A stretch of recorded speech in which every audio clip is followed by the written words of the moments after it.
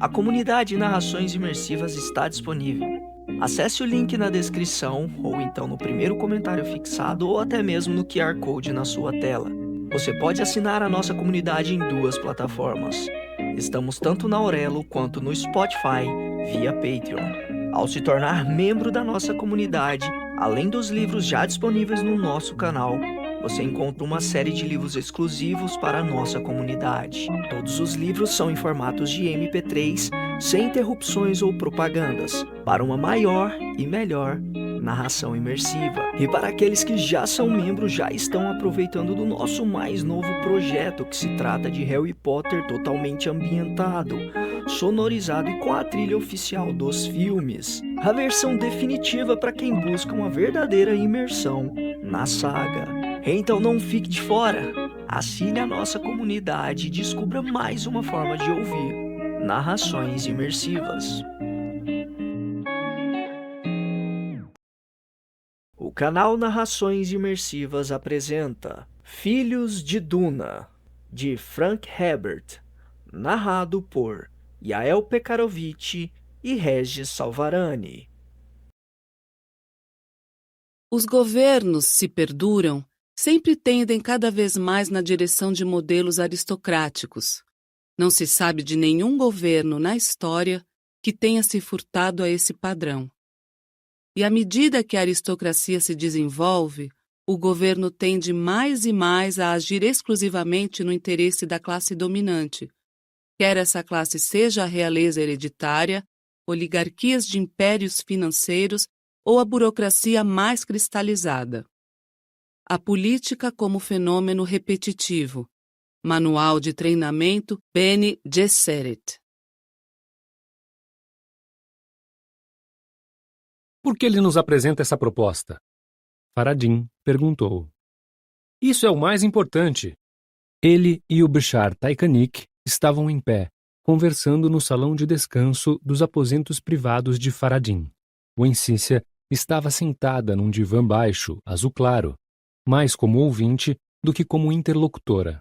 Ela estava ciente de sua posição e se ressentia disso. Mas Faradim tinha passado por uma mudança aterrorizante desde aquela manhã em que ela lhe havia revelado os planos que estavam sendo elaborados. Era o final da tarde no Castelo Corrino, e a luz esmaecida do poente acentuava o discreto conforto daquele recinto.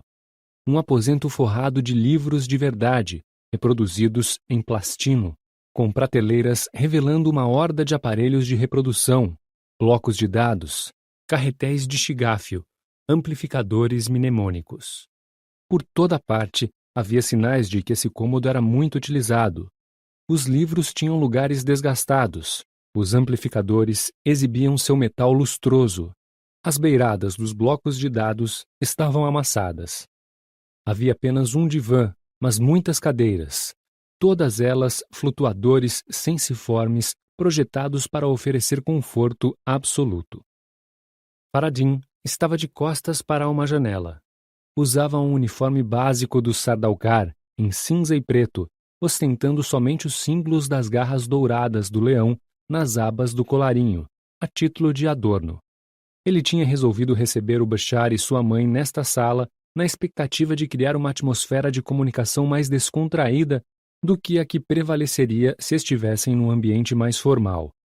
Mas os constantes modos de tratamento dispensados por Taikanik, Milord, Milady, instalavam uma distância entre eles. Milord, não acho que ele teria feito essa oferta se não fosse capaz de honrá-la, respondeu Taikanik. Claro que não, intrometeu-se Wencícia. Faradim apenas olhou para a mãe a fim de calá-la, e então indagou. Não fizemos pressão em Idaho? Nenhuma tentativa de forçar a realização da promessa do pregador? Nenhuma pressão, informou Taikanik. Então, por que Duncan Idaho, famoso sua vida inteira pela fanática lealdade aos Atreides, está se oferecendo agora para entregar Lady Jessica em nossas mãos? Há boatos de uma crise em Arrakis. Wencícia arriscou. Não confirmados. Faradim rebateu. Seria possível que o pregador tivesse precipitado isso? É possível. Taikanik conjeturou. mas não consigo perceber com que motivo. Ele diz que está buscando asilo para ela. Faradin lembrou. Isso poderia proceder, se os boatos justamente... Completou a mãe. Ou poderia ser algum tipo de armadilha, sugeriu Tykanick. Podemos fazer diversas conjecturas e examinar cada uma, Faradin afirmou. E se Idaho caiu em desgraça diante de Lady Alia? Isso explicaria a situação, anuiu Encícia. Mas ele... Nenhuma notícia dos contrabandistas ainda? Faradin interrompeu. Porque não podemos... Nesta estação as transmissões são sempre mais demoradas. Tykanick explicou. E os protocolos de segurança... Sim, naturalmente! Mas mesmo assim... Faradin balançou a cabeça. Não gosto das nossas suposições.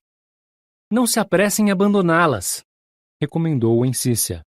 Todas essas histórias sobre Alia e aquele sacerdote, seja qual for seu nome... Javid, lembrou Faradin. Mas esse homem, evidentemente, ele tem sido uma fonte valiosa de informações para nós, apontou Encícia. Eu ia dizer que ele, evidentemente, é um agente duplo, concluiu Faradin. Como é que ele poderia se incriminar nisso tudo? Ele não merece confiança. Há sinais demais de que não consigo enxergar, interrompeu a mãe. Repentinamente, ele perdeu a paciência com a obtusidade dela. Acredite no que lhe digo, mãe. Os sinais estão aí. Mais tarde eu lhe explico. Quanto a mim, concordo, Tykanick admitiu. O Encícia se calou com um ar magoado. Como é que eles ousavam expulsá-la do conselho dessa maneira? Como se ela fosse uma garotinha fútil sem... Não devemos nos esquecer de que Idaho já foi um gola. Faradin considerou. Os Tleilaxo... E ele olhou de lado para Tykanick. Essa possibilidade será investigada. Ele argumentou. Tykanick sentiu-se admirado com o modo como funcionava a cabeça de Faradin. Era uma mente alerta, inquisitiva, penetrante. Sim, quando haviam devolvido a vida a Idaho, os Tleilaxo podiam ter implantado uma poderosa farpa em seu organismo para a usarem em proveito próprio. Mas não consigo perceber o motivo dos Tleilaxo para isso. Faradin confessou.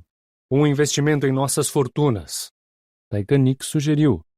Uma pequena garantia por favores futuros? Eu diria um grande investimento, comentou Faradin. Perigoso, murmurou o Encícia. Faradin teve de concordar com ela. As habilidades de Lady Jessica eram famosas no Império. Afinal de contas, Muad'Dib tinha sido treinado por ela. Se ficassem sabendo que estamos com ela...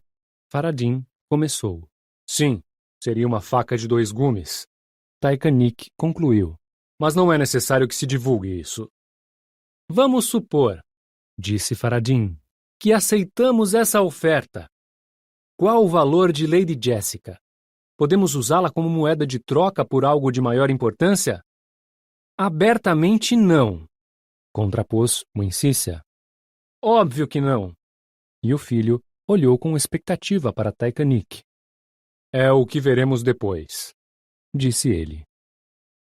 Sim, Faradin aqueceu.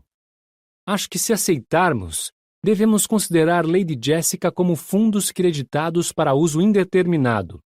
Afinal de contas, a fortuna não precisa obrigatoriamente ser gasta com algo específico.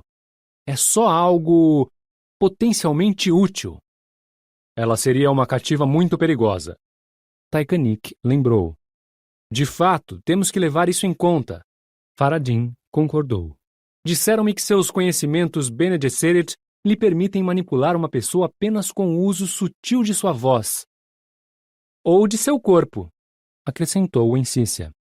Irulan certa vez me apresentou algumas coisas que ela havia aprendido. Nessa época ela estava se exibindo e eu não me dispus a assistir essas demonstrações. Ainda assim, há evidências bem conclusivas de que as Bene Gesserit têm métodos próprios para alcançar seus objetivos. Você está sugerindo que ela possa me seduzir? Faradin perguntou. O Encícia apenas deu de ombros. Eu diria que ela é um pouco idosa para isso, não é mesmo? Faradin perguntou. Quando se trata de uma Bene Gesserit, nada é certo, afirmou Tykanic. Faradin registrou um arrepio de excitação mesclado com medo. Jogar esse tipo de jogo para devolver a Casa Corrino ao nível mais alto do poder era algo que tanto o atraía como o repelia. Por mais que fosse sempre uma perspectiva atraente, ele sentia uma intensa necessidade de se retirar desse jogo e retomar seus interesses pessoais prediletos, a pesquisa histórica e se inteirar dos deveres manifestos da regência ali, em Salussa Secundus. Restaurar as forças Sardaukar à sua disposição já era uma tarefa e tanto. E, para dar conta dessa incumbência, Tyke ainda era um bom recurso. Afinal de contas, um planeta era uma responsabilidade enorme, mas o Império era uma responsabilidade ainda maior e muito mais atraente como instrumento de poder. Quanto mais ele lia sobre Muad'Dib ou Atreides, mais fascinado Faradin se tornava com os usos do poder. Como líder titular da Casa Corrino e herdeiro de Shaddam IV, que grande realização seria devolver sua linhagem ao trono do leão. Ele queria isso. Faradin tinha percebido que, repetindo essa litania motivacional para si mesmo, várias vezes seguidas, ele conseguia superar suas dúvidas momentâneas. E, é claro, Tykanic estava falando, as Bene Gesserit ensinam que a paz promove agressões, e assim deflagram guerras. O paradoxo da como foi que chegamos a esse assunto? Faradin perguntou, retomando sua atenção e tirando-a da esfera das especulações. Ora, o Insícia respondeu suavemente, tendo notado que o rosto de seu filho tinha ficado anuviado. Eu apenas perguntei se Tykanic estava a par da filosofia que norteia a Irmandade. A filosofia deve ser tratada com irreverência, pontificou Faradin, virando-se para ficar de frente para Tykanic. Quanto à oferta de Idaho, acho que devemos pesquisar melhor. Quando achamos que sabemos de alguma coisa, esse é exatamente o momento em que devemos olhar aquilo bem mais a fundo. Assim será feito, anuiu Tykanic. Ele apreciava esse traço cauteloso no caráter de Faradin, mas esperava que não chegasse a atingir a esfera das decisões militares que exigissem rapidez e precisão. Com aparente frivolidade, Faradin perguntou. Sabe o que acho mais interessante na história de Arrakis? O costume dos tempos primitivos, em que os Fremen matavam a queima-roupa qualquer um que não tivesse usando um traje estilador, com seu capuz característico e facilmente visível. E o que o fascina no traje estilador? Perguntou Tykanic. Você reparou, foi? E como não reparar? Indagou Insícia. Faradin desferiu um olhar irritado na direção da mãe. Por que ela interrompia daquele jeito? Ele voltou sua atenção para Tykanic. O traje estilador é a chave do caráter daquele planeta, Tyke. É a marca registrada de Duna. As pessoas tendem a focalizar as características físicas. O traje estilador conserva a umidade do corpo, recicla-a e torna possível a existência num planeta como aquele. Você sabe, o costume Fremen era ter um traje estilador para cada membro da família, exceto os coletores de comida, que tinham outro, de reserva. Mas, por favor, vejam bem, vocês dois. E ele se movimentou para incluir a mãe. Trajes que parecem ser trajes estiladores e na realidade não são, se tornaram alta moda através de todo o Império. É um traço tão típico dos humanos copiar os conquistadores. Você realmente acha que essa é uma informação valiosa? Tykanic perguntou, com um tom de voz aturdido. Tyke, sem uma informação dessas não se pode governar. Eu disse que o traje estilador é a chave para o caráter deles, e é. É uma coisa conservadora.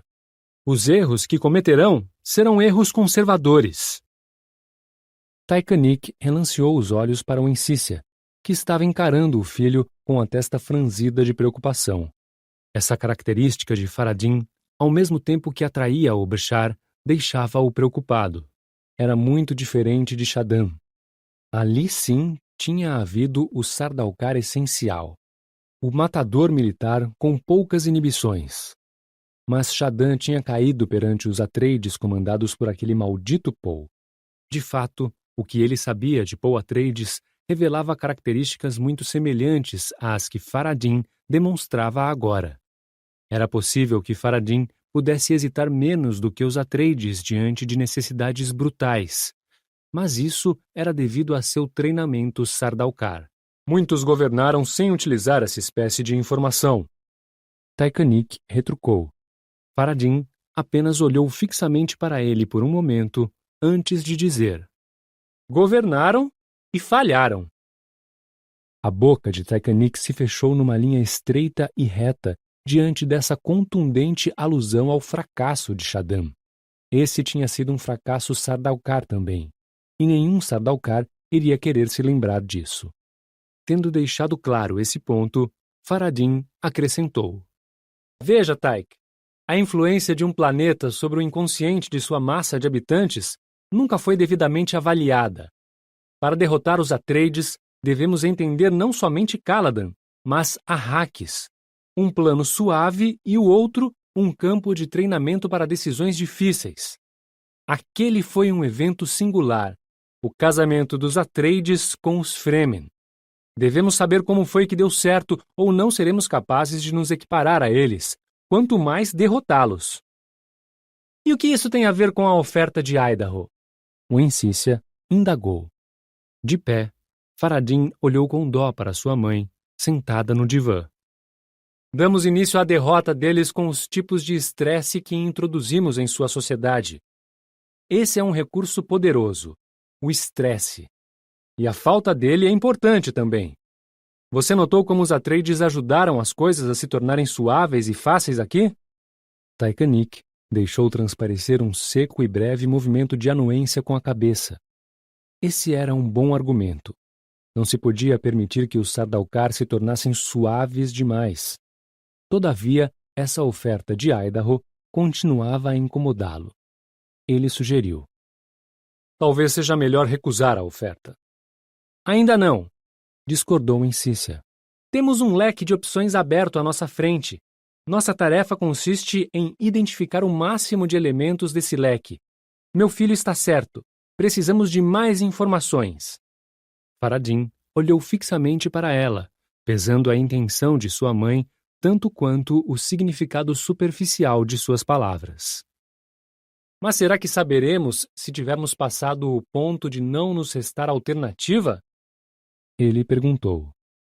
Uma risadinha amarga brotou de Taikanik. Se está perguntando para mim, já passamos há muito tempo do ponto em que não há mais volta. Faradin inclinou a cabeça e riu alto. Mas ainda temos alternativas de escolha, Taik. É muito importante saber quando se chegou ao fim da linha. Nesta era, em que os meios de transporte humanos incluem dispositivos capazes de vencer imensas extensões de espaço em transtempo, e em que outros engenhos são capazes de transportar rapidamente pessoas através de quase qualquer superfície planetária intransponível, parece exótico pensar em empreender uma longa viagem a pé. Contudo, esse continua sendo um meio elementar de viajar em Arrakis, fato que é atribuído em parte à preferência e em parte ao brutal tratamento que esse planeta dispensa a tudo aquilo que é mecânico. Nas agrestes condições vigentes em Arrakis, a carne humana continua sendo o recurso mais durável e confiável para o Raj. Talvez seja a clara e implícita percepção desse fato que faz de Arrakis o derradeiro espelho da alma. Manual do Raj. Lenta e cautelosamente, Ganima percorreu todo o caminho de volta a Tabr, sempre se mantendo sob o abrigo das mais escuras sombras das dunas, acocorada e imóvel, quando a equipe de busca passou ao sul de sua posição. Uma terrível percepção se apoderara de sua consciência. O verme que tinha se apoderado dos tigres e do corpo de Leto, os perigos que tinha pela frente. Ele tinha morrido, Seu irmão gêmeo estava morto. Ela deixou de lado todas as lágrimas e alimentou sua ira. Nisso, era Fremen da cabeça aos pés. Sabedora dessa verdade, regozijou-se com ela. Ela entendia o que diziam sobre os Fremen. Não era de se esperar que tivessem consciência depois de tê-la perdido numa fúria de vingança contra aqueles que os haviam expulsado de um planeta atrás do outro, numa peregrinação interminável. Claro que isso era bobagem. Somente os mais broncos dos primitivos não tinham consciência. Os Fremen eram dotados de uma consciência altamente evoluída, centrada em seu próprio bem-estar como povo. Era apenas aos estrangeiros que eles pareciam brutais, assim como os estrangeiros pareciam brutais aos Fremen. Todo Fremen sabia muito bem que era capaz de cometer um ato brutal sem sentir a menor culpa. Os Fremen não sentiam culpa diante das mesmas coisas que despertavam esse sentimento nos outros. Seus rituais proporcionavam a isenção de culpas que, se não fosse assim, poderiam tê-los destruído. Eles sabiam, no fundo da consciência, que toda transgressão poderia ser atribuída, pelo menos em parte, a bem conhecidas circunstâncias atenuantes. O fracasso da autoridade, uma má tendência natural, compartilhada por todos os humanos, ou má sorte, que qualquer criatura senciente seria capaz de identificar como uma colisão entre a carne mortal e o caos externo do universo. Nesse contexto, Ganima se sentia uma Fremen pura, uma extensão cuidadosamente preparada da brutalidade tribal. Ela só carecia de um alvo, que obviamente era a casa Corrino.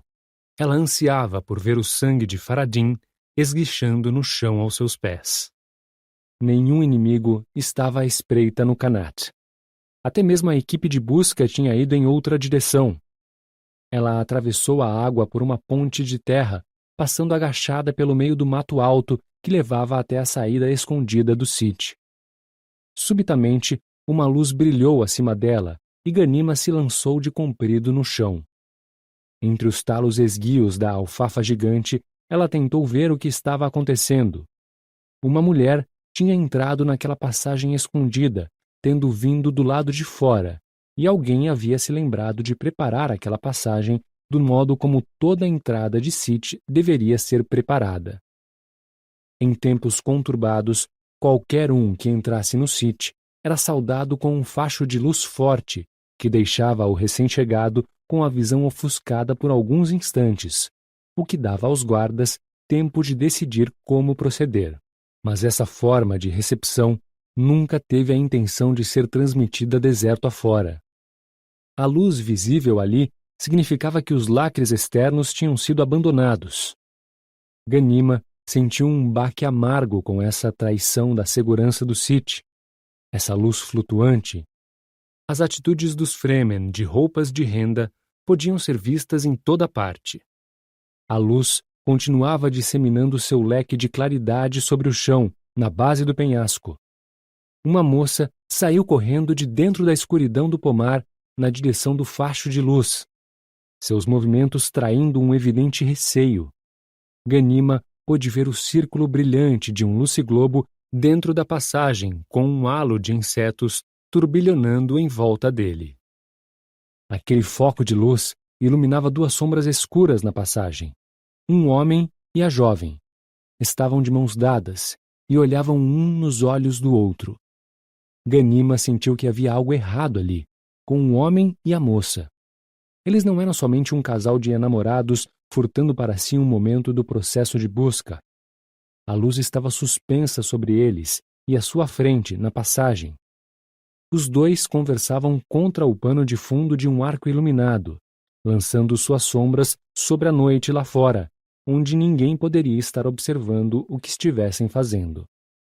De vez em quando, o homem soltava uma das mãos, que aparecia gesticulando na luz ao realizar um movimento furtivo e incisivo, que tão logo se completava, voltava para as sombras.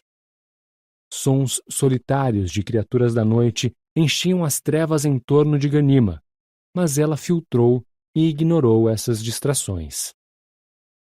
O que aqueles dois estavam fazendo? Os gestos do homem eram muito estáticos, muito cautelosos. Ele se virou. Um reflexo do manto da mulher o iluminou, expondo um rosto vermelho e em carne viva e um grande nariz inchado. Ganima engoliu em seco, inspirando atônita ao reconhecer o homem. Palim-Bas Ra. Ele era neto de um naíbe cujos filhos tinham tombado a serviço dos Atreides. O rosto e mais uma coisa revelada pelo adejar de seu manto aberto, quando ele se virou, compuseram uma imagem completa para Ganima. Ele estava com um cinto sob o manto ao qual estava presa uma caixa reluzente com chaves e diais. Era um instrumento tleilaxo ou ixiano, com certeza, e tinha de ser o transmissor que havia liberado os tigres. Palim-Bas Ra. Isso queria dizer que outra família de naíbes tinha se bandeado para a casa Corrino. Quem era a mulher, então? Não importa. Era alguém que Palim-Bas Ra estava usando. Por si próprio, um pensamento Bene Gesserit se apresentou à mente de Ganima. Cada planeta tem seu próprio período, assim como cada vida. Ela se lembrava bem de Palim-Bas Ra, enquanto o observava ali, adiante com a moça, enxergando o transmissor e os movimentos furtivos. Palim-Bas Ra lecionava na escola do Sith. Matemática. Ele era um matemático e ignorante. Tinha inclusive tentado explicar Muad'Dib por meio da matemática, até ser explicitamente censurado pelo clero. Era um escravizador de mentes, e seu processo de escravização podia ser entendido com extrema simplicidade. Ele transferia conhecimentos técnicos sem transferir valores. Eu devia ter suspeitado dele antes, ela pensou. Os sinais estavam todos bem ali. Então, com uma acre contração na boca do estômago, ela pensou: ele matou meu irmão. Ela se obrigou a recuperar a calma. Palim-Bas Ra a mataria também se ela tentasse passar por ele ali, na passagem escondida. Agora ela entendia a razão dessa exibição nada fremen de luz, dessa traição da entrada secreta. Eles estavam vasculhando com aquela luz em busca de sinais de alguma das vítimas ter escapado. Devia ser um momento dificílimo de espera para eles, sem saber o que tinha acontecido. E, agora que Ganima tinha visto o transmissor, ela podia explicar alguns dos gestos de mão do homem. Palim-Bas Ra estava apertando várias vezes uma das teclas do transmissor com um gesto irritado. A presença deles dois dizia muito para Ganima. Provavelmente, cada via de acesso ao Sith estava com um vigia similar, vasculhando ao longe. Ela coçou o nariz, onde a poeira tinha se depositado e causava o comichão. A perna ferida estava latejando, e o braço que empunhara a faca doía quando não ardia. Seus dedos continuavam dormentes. Se viesse a ser preciso usar a faca de novo, ela teria de fazê-lo com a mão esquerda. Ganima pensou em usar a pistola Maula, mas seu som típico com certeza atrairia uma atenção indesejada. Teria de haver algum outro modo. Mais uma vez, Palim-Bas Ra se afastou da entrada. Ele era uma massa escura contra a luz. A mulher tornou a prestar atenção à noite lá fora enquanto seguia falando. Ela transmitia um nível de alerta resultante de treinamento, dando a sensação de que sabia como esquadrinhar as trevas, usando a visão periférica. Ela não passava de um instrumento útil, portanto. Fazia parte de uma conspiração mais ampla. Ganima se lembrou então de que Palim-Bas Ra aspirava a ser um Kaimakan, um governador político no regime da regência. Ele certamente faria parte de um plano maior, não havia dúvida. Haveria mais pessoas envolvidas, mesmo aqui, em Tabr. Ganima examinou as bordas do problema que assim se manifestava e o sondou. Se conseguisse dominar um desses guardiões e mantê-lo vivo, muitos outros seriam igualmente depostos. O som sibilante, mas abafado de um animal de pequeno porte bebendo no canat chamou a atenção de Ganima. Sons naturais, coisas naturais. Sua memória vasculhou através de uma estranha barreira de silêncio em sua mente e encontrou uma sacerdotisa de Jofe, capturada na Assíria por Senaqueribe. As recordações dessa sacerdotisa disseram a Ganima o que teria de ser feito ali. Palim Basra e a mulher que ali estavam não passavam de crianças, perigosas e rebeldes. Nada sabiam de Jofe. Nada sabiam sequer do nome do planeta em que Senaqueribe e a sacerdotisa tinham desaparecido no pó. O que estava prestes a acontecer com aquele par de conspiradores, se lhes fosse explicado, só poderia sê-lo nos termos de um início imediato e de seu término igualmente imediato. Rolando sobre um lado, Ganima soltou seu fremkit e desvencilhou o respirarenador de suas tiras de fixação. Destampou o dispositivo e retirou o longo filtro que continha. Agora estava com um tubo aberto nas mãos. Ela escolheu uma agulha do pacote de remendos, desembainhou sua adaga Cris e inseriu a agulha no oco venenoso que ficava na ponta da arma, o ponto que antes o nervo de um verme da areia ocupara. Por causa do ferimento no braço, era difícil realizar todas essas operações. Ela se mexia devagar e com cuidado, manipulando a agulha envenenada com cautela, enquanto retirava do estojo uma compressa de fibra de especiaria. A haste da agulha se encaixava perfeitamente na compressa de fibra, formando um míssil que entrou com exatidão no tubo do respirarenador. Segurando a arma na horizontal, Ganima rastejou como um réptil para se aproximar da luz, avançando lentamente a fim de causar a mínima ondulação possível nos talos de alfafa. Conforme seguia adiante, estudava os insetos que rodopiavam na luz.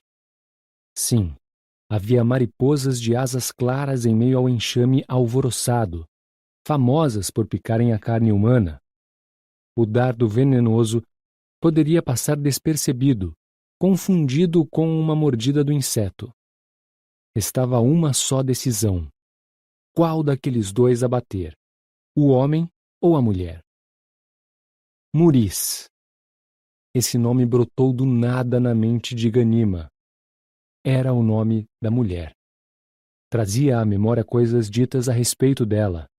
Ela era uma das que ficavam esvoaçando em torno de Palim Basra como os insetos em torno da luz. Era fácil de derrubar. Era muito fraca. Pois bem, Palim Basra tinha escolhido a companhia errada para aquela noite. Ganima ajeitou o tubo em sua boca e, com a lembrança da sacerdotisa de Jofe, nitidamente desenhada no campo de sua consciência, ela mirou com muito cuidado e expeliu todo o ar em um único e poderoso sopro. Palim Basra tocou a bochecha com a mão espalmada e, quando a retirou, viu que trazia uma mancha de sangue. A agulha não estava ali, tendo sido atirada para algum lugar pelo movimento de sua própria mão.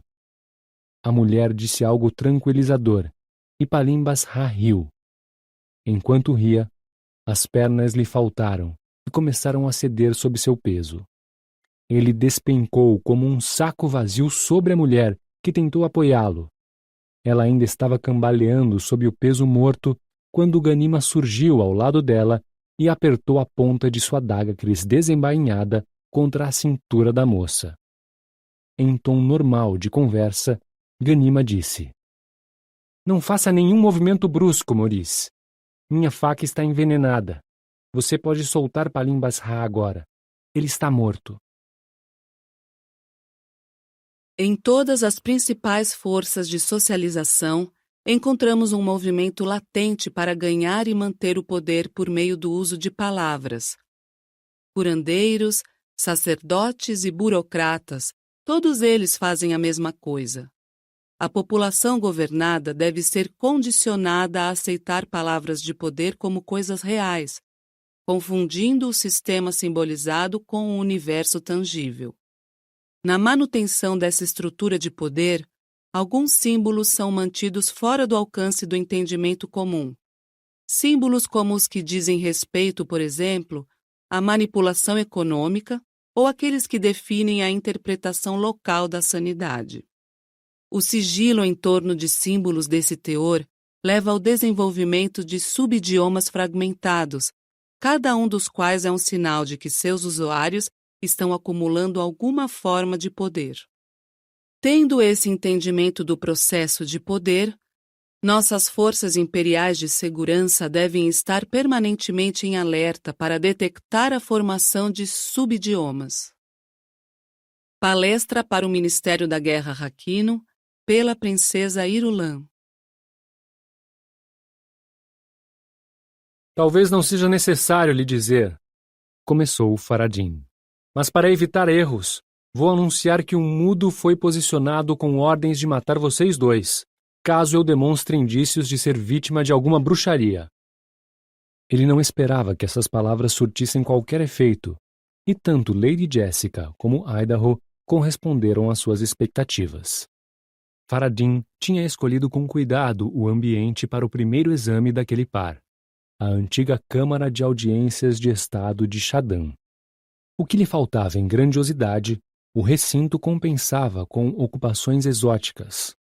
Lá fora, seguia a tarde de inverno, mas a iluminação da câmara sem janelas simulava um dia de verão eterno, banhado pela luz dourada de luciglobos do mais puro cristal ixiano, artisticamente espalhados pelo recinto. As notícias de Arrakis encheram Faradin de uma tranquila satisfação. Leto, o irmão gêmeo de Ganima, estava morto, tendo sido abatido pelo tigre assassino. A menina, que sobrevivera ao ataque dos felinos, estava sob a custódia de sua tia e diziam que era sua refém.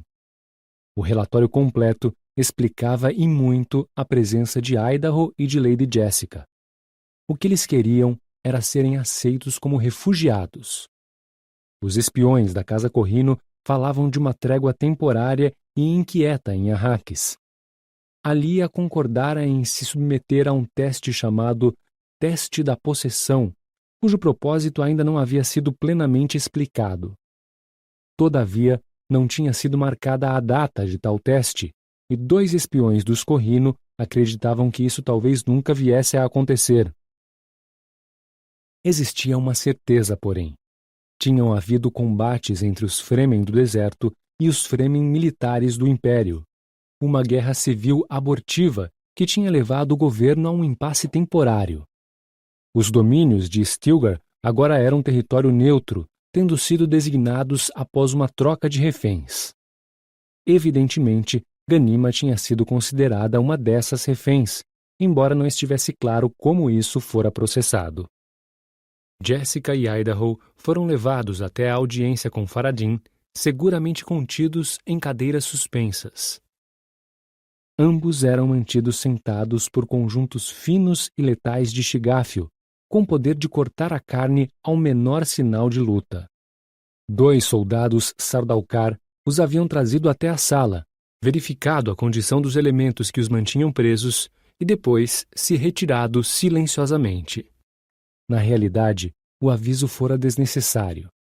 Jessica tinha visto o mudo armado em pé, perto da parede à sua direita, tendo na mão uma arma disparadora de projéteis antiga, mas eficiente. Ela deixou seus olhos vagarem pela sala, apreciando os exóticos adornos entalhados. As largas folhas do raro arbusto de ferro tinham sido forjadas com óleos de pérolas e entrelaçadas de modo a formar o centro crescente do teto cônico. O piso era feito de blocos alternados de ossos de passaquê, dispostos ponta com ponta, cortados a laser e polidos. Materiais consistentes e exclusivos decoravam as paredes em padrões intrincados de tecido que desenhavam as 4 posições do símbolo do leão, reivindicado pelos descendentes do falecido Shadan IV. Os leões tinham sido executados em ouro bruto. Faradin escolhera permanecer em pé para receber os cativos. Estava usando calças curtas de uniforme e uma jaqueta leve e dourada, de finíssima seda, de gola aberta. Seu único ornamento era a insígnia de príncipe de sua família real, no lado esquerdo do peito.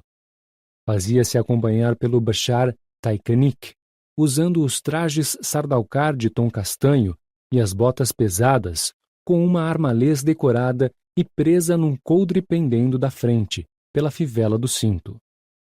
Taikanich, cujo rosto pesado Jessica conhecia dos relatos Bene Gesserit, estava postado 3 passos à esquerda e ligeiramente atrás de Faradin.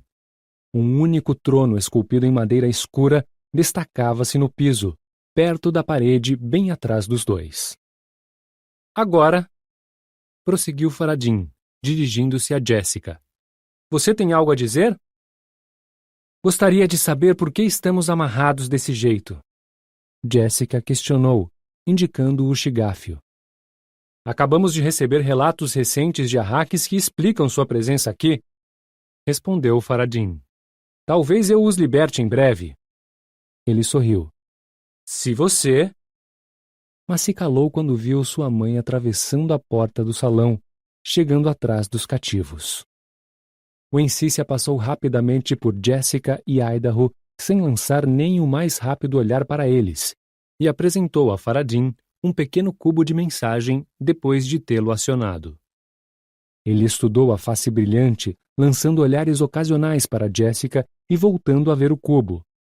A face luminosa ficou escura e ele devolveu o cubo à mãe, indicando que ela deveria mostrá-lo a Taikanich. Enquanto ela fazia isso, ele olhou com ar carrancudo para Jessica. Então, o Encícia se postou ao lado direito de Faradin, com o cubo escurecido na mão, semi-oculto por uma dobra de seu manto branco.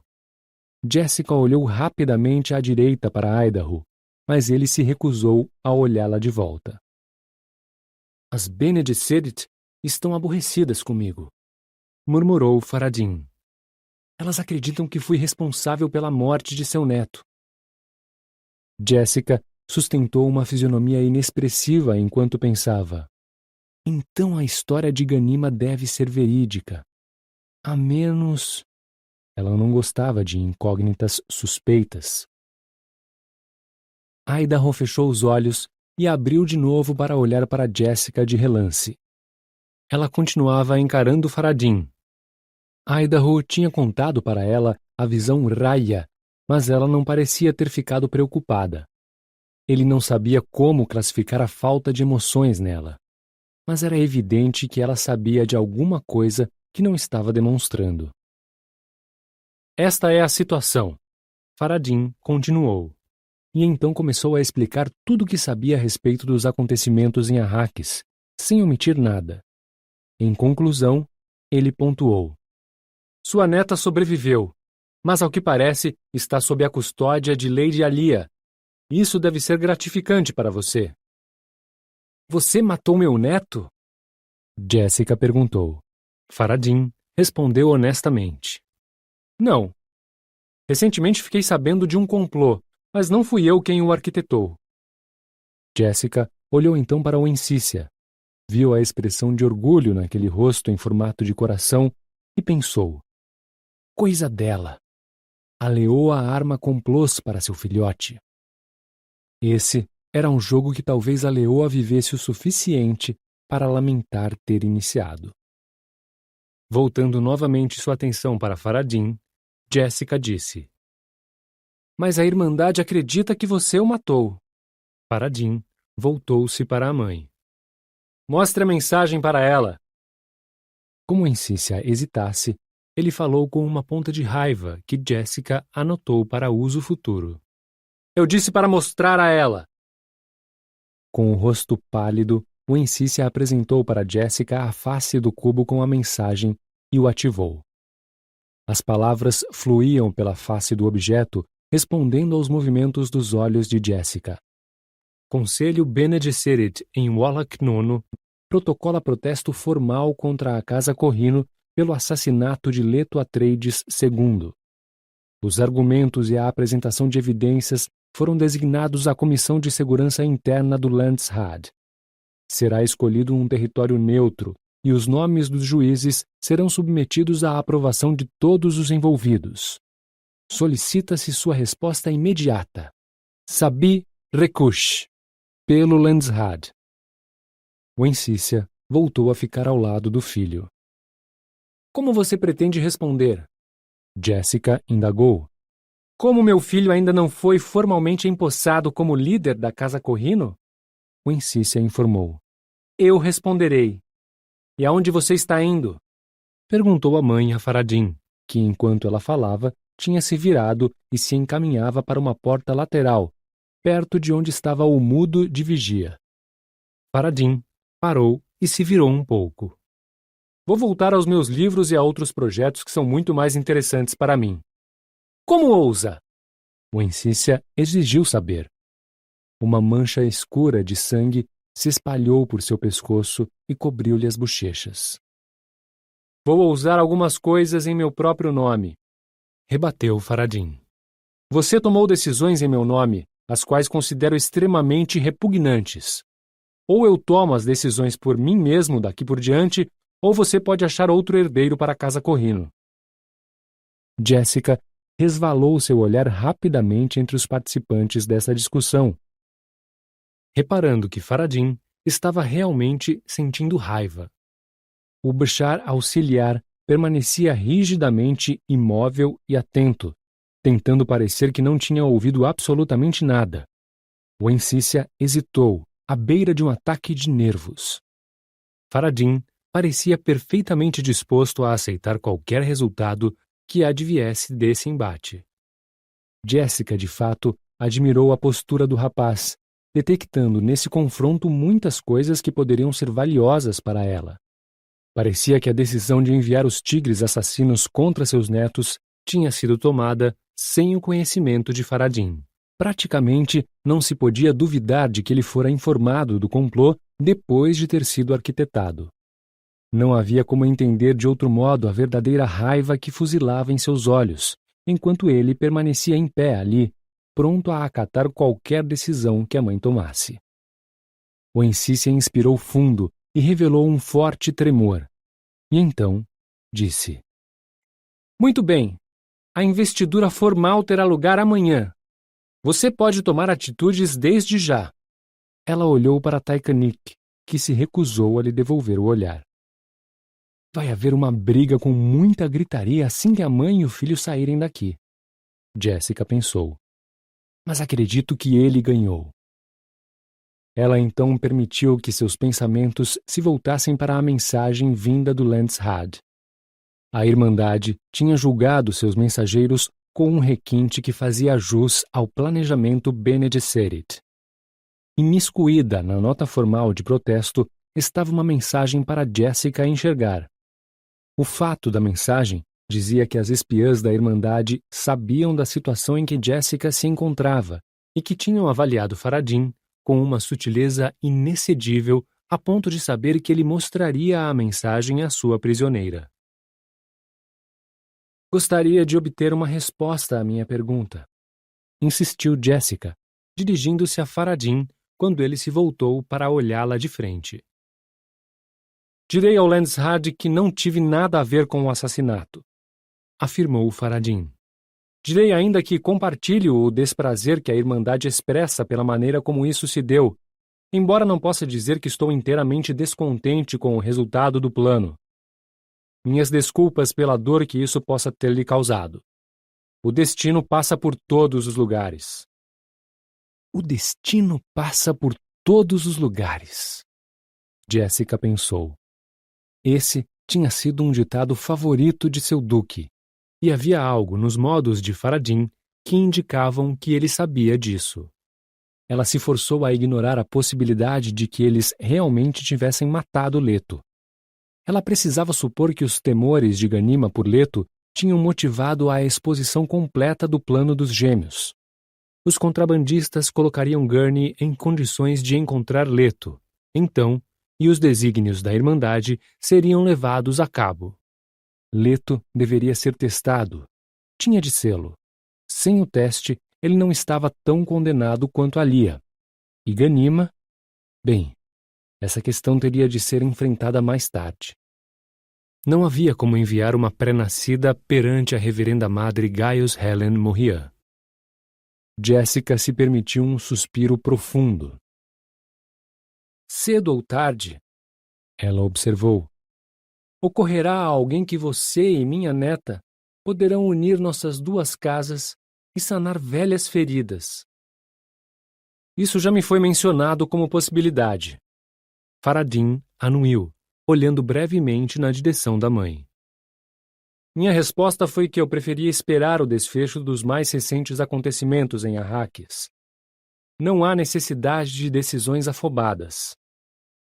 Sempre existe a possibilidade de você já ter sido manipulado para desposar a minha neta. Jessica apontou. Faradin se empertigou. Explique-se. As coisas em Arrakis não são o que podem parecer a você. Ela apontou. Alia faz seu próprio jogo, o jogo da abominação. Minha neta está em perigo, a menos que Alia possa arquitetar um modo de usá-la. E você espera que eu acredite que você e sua filha se opõem uma à outra? Que uma Atreides combate a outra? Jessica olhou para Wincícia e depois novamente para Faradin. Um corrino briga com o outro. Um sorriso astuto movimentou os lábios de Faradin. Bem apontado. E como eu poderia ter sido empurrado para sua neta? Tornando-se participante da morte de meu neto. Raptando-me. Raptando... Não acredite nessa bruxa! Wincícia alertou. Eu escolho em quem confiar, mãe. Faradin redarguiu. Perdoe-me, Lady Jessica, mas não entendo essa história de rapto. Eu tinha entendido que você e seu fiel escudeiro, que é marido de Alia. Jessica completou. Faradin endereçou um olhar de avaliação para Idaho e então para o Bashar. O que lhe parece, Taik? O Bashar aparentemente estava pensando de maneira parecida com a de Jessica. Ele disse: Gosto de como ela raciocina. Cuidado. Ele é um Ghola Mentat, comentou o Faradin.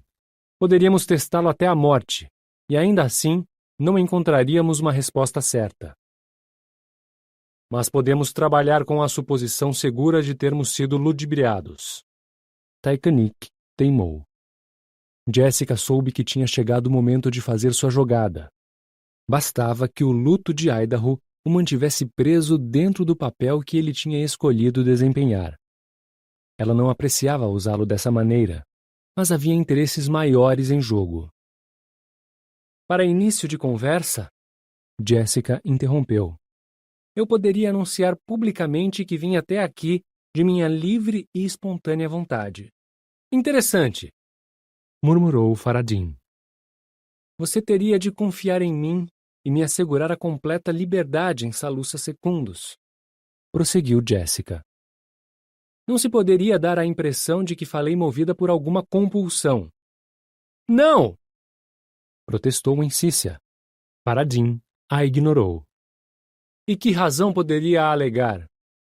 Que sou a plenipotenciária da Irmandade enviada para cá a fim de me incumbir de sua educação. Mas a Irmandade me acusa, isso exigiria uma ação decisiva de sua parte. Respondeu Jessica. Não confie nela!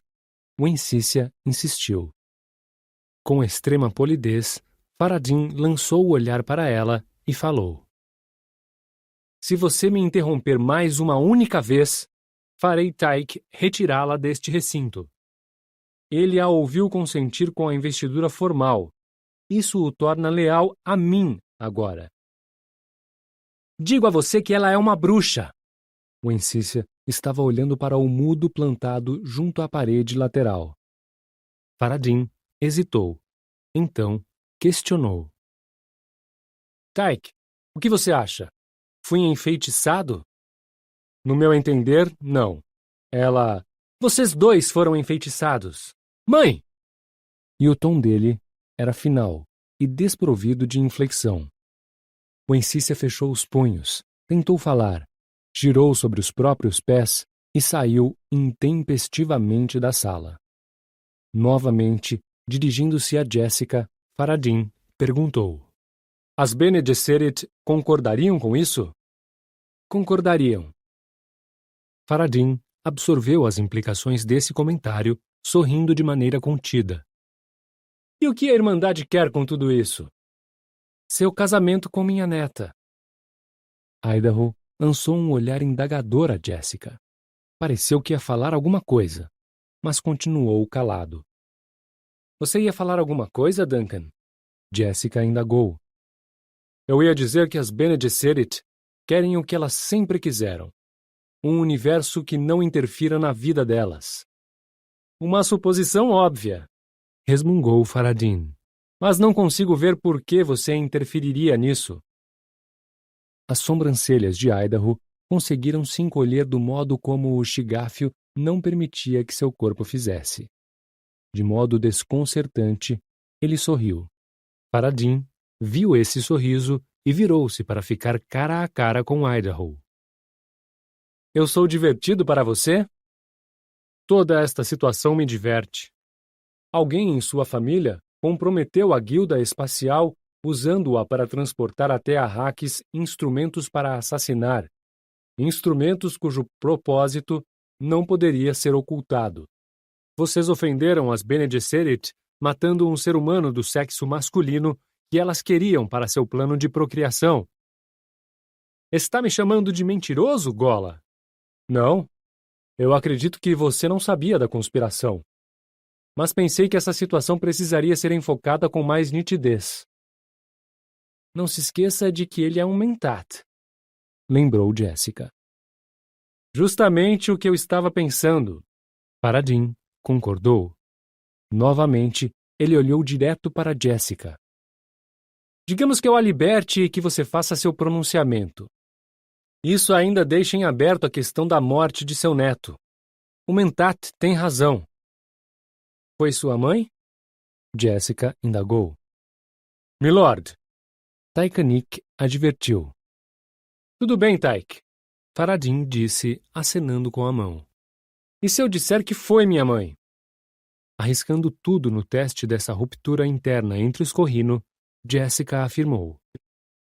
Você deve denunciá-la e bani-la. Milord, Tykanick protestou. Pode haver truques dentro de truques aqui. E Lady Jessica e eu somos os que foram logrados, murmurou Idaho. Faradin endureceu o queixo. E Jessica pensou. Não interfira, Duncan. Agora não. Mas as palavras de Idaho tinham posto em movimento suas próprias habilidades lógicas de Bene Gesserit em ação. Ele a deixou chocada. Ela começou a ponderar se haveria a possibilidade de ela mesma estar sendo usada de uma maneira que não entendia. Ganima e Leto. Os pré-nascidos se valiam de incontáveis experiências interiores. Um acervo de conselhos muito mais extenso do que o disponível às Bene Gesserit vivas. E ainda havia aquela outra questão. Será que sua irmandade tinha mesmo sido inteiramente honesta com ela? Elas ainda talvez não confiassem nela. Afinal de contas, ela as havia traído uma vez, com seu duque. Faradin olhou para Idaho com uma expressão intrigada de testa franzida. Mentat, preciso saber o que esse pregador representa para você. Ele providenciou a passagem até aqui. Nós não trocamos nem 10 palavras. Outros agiram por ele. Ele poderia ser Paul Atreides, mas não tenho dados suficientes para garantir isso. Tudo que sei ao certo é que estava na hora de eu partir, e ele tinha os meios para isso. Você fala de ter sido logrado. Faradin o lembrou. Alia espera que você nos mate sigilosamente e oculte as evidências disso. Idaho informou. Depois de tê-la livrado de Lady Jessica, não tenho mais utilidade para Alia. E Lady Jessica, tendo servido aos propósitos de sua irmandade, não é mais útil a elas. Alia irá convocar as Bene Gesserit para que se expliquem, mas elas vencerão. Jessica fechou os olhos para se concentrar melhor. Ele tinha razão. Ela era capaz de detectar a firmeza mentate na voz dele, aquela profunda sinceridade de seu pronunciamento. O padrão se encaixou tão bem que nem fez barulho. Ela inspirou 2 vezes e desencadeou seu transe mnemônico, repassando os dados através de sua mente. Então, saiu do transe e abriu os olhos. Tudo isso aconteceu enquanto Faradin saía de sua frente para assumir posição a meio passo de Idaho, uma distância de não mais de 3 passos. Não diga mais nada, Duncan, Jessica ordenou, e então ela pensou pesarosa em como Leto a havia advertido contra o condicionamento Bene Gesserit. Prestes a falar, Idaho fechou a boca. Eu mando aqui! Faradin exclamou. Continue, Mentat. Idaho permaneceu calado. Faradin fez meia volta na direção de Jessica a fim de estudá-la. Ela estava com o olhar fixo num ponto da parede mais distante, revisando o que Idaho e o transe tinham construído. As Bene Gesserit não tinham abandonado a linhagem Atreides, naturalmente, mas queriam controlar um Kwisatz Haderach e haviam feito um enorme investimento no prolongado programa de reprodução. Elas queriam um confronto explícito entre os Atreides e os Corrino, uma situação em que, enfim, pudessem agir como árbitros. E Duncan tinha razão. Elas acabariam, no fim, saindo com o controle tanto de Ganima como o de Faradin. Era o único consenso possível. O estranho era que Alia não tivesse percebido isso. Jessica engoliu, apesar da tensa secura em sua garganta. Alia. Abominação. Ganima tinha razão em sentir pena dela. Mas quem sobraria para ter pena de Ganima? A Irmandade prometeu colocar você no trono com Ganima como sua consorte. Jessica afirmou. Faradin deu um passo para trás. Será que essa bruxa lê a mente das pessoas? Elas agiram em sigilo, não através de sua mãe. Jessica prosseguiu. Elas lhe disseram que eu não estava informada do plano que tinham elaborado. Jessica viu a revelação no rosto de Faradin. Como ele era aberto. Mas era verdade. A estrutura inteira. Idaho tinha demonstrado uma habilidade excepcional como Mentat ao perceber através do véu dos dados limitados que lhe estavam disponíveis. Então elas fizeram um jogo duplo e lhe disseram. Faradin continuou. Elas não me disseram nada disso. Jessica argumentou. Duncan estava certo. Elas me enganaram. Ela balançou de leve a cabeça, confirmando para si mesma o que havia dito. Tinha sido uma clássica manobra de adiamento dentro do padrão clássico da Irmandade. Uma história razoável, fácil de aceitar, porque era compatível com o que alguém acreditaria acerca dos motivos que elas teriam. Mas elas queriam Jessica fora do caminho, sendo ela uma irmã maculada que já lhes havia sido infiel uma vez. Taicanik se aproximou de Faradin e ficou ao seu lado. Milord, esses dois são perigosos para... Espere um pouco, Taik. Faradin interrompeu. Temos coisas dentro de coisas aqui. Encarando Jessica, ele prosseguiu. Tivemos motivos para crer que Alia poderia ela mesma se oferecer para ser minha noiva. Idaho teve um sobressalto involuntário, mas se controlou. Começou a gotejar sangue de seu punho esquerdo, onde o Shigáfio cortara sua carne. Jessica se permitiu uma breve resposta, arregalando os olhos. Ela, que tinha conhecido o Leto original como amante, o pai de seus filhos, seu confidente e amigo, enxergou esse traço do raciocínio frio filtrado agora entre os meandros da abominação. E você aceitará? Idaho indagou. Está sendo cogitado. Duncan, eu lhe disse que calasse a boca. Jessica ordenou. Ela então se dirigiu a Faradin. O preço dela foram 2 mortes sem consequência. Nós 2. Suspeitamos de traição, Faradin confessou.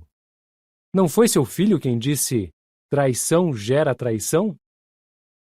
A Irmandade está decidida a controlar tanto os Atreides como os Corrino, apontou Jessica. Isso não está óbvio? Agora, estamos brincando com a ideia de aceitar sua oferta, Lady Jessica. Mas Duncan Idaho deve ser devolvido à sua adorada esposa. A dor é uma função dos nervos. Idaho lembrou a si mesmo. A dor vem como a luz chega aos olhos. O esforço vem dos músculos, não dos nervos. Esse era um antigo exercício mentat, e ele o completou no intervalo de uma respiração. Flexionou o punho direito e seccionou uma artéria contra o chigáfio. Tykanick deu um salto até a cadeira de Idaho, acionou o fecho que soltava as amarras e gritou pedindo ajuda. Foi revelador verificar o enxame de assistentes que imediatamente invadiu a sala pelas portas disfarçadas em painéis nas paredes. Sempre houve um pouco de tolice em Duncan, Jessica pensou. Faradin estudou Jessica por um momento, enquanto os enfermeiros cuidavam de Idaho. Eu não disse que ia aceitar a Lia. Não foi por isso que ele cortou o pulso, Jessica explicou. É? Achei que ele simplesmente estava se retirando de cena. Você não é tão burro assim, Jessica repreendeu. Pare de fingir comigo. Ele sorriu. Estou perfeitamente ciente de que a Lia iria me destruir. Nem mesmo as Bene Gesserit poderiam esperar que eu a aceitasse. Jessica dirigiu um olhar intenso para Faradin. O que era esse jovem rebento da casa Corrino? Ele não fazia muito bem o papel de idiota. Mais uma vez, ela recordou as palavras de Leto, que lhe havia dito que ela conheceria um aluno interessante. E o pregador queria isso também, dissera Idaho. Ela queria tanto ter conhecido o pregador. Você vai banir o Encícia? Indagou Jessica. Parece uma troca razoável, comentou Faradin. Jessica olhou rapidamente para Idaho.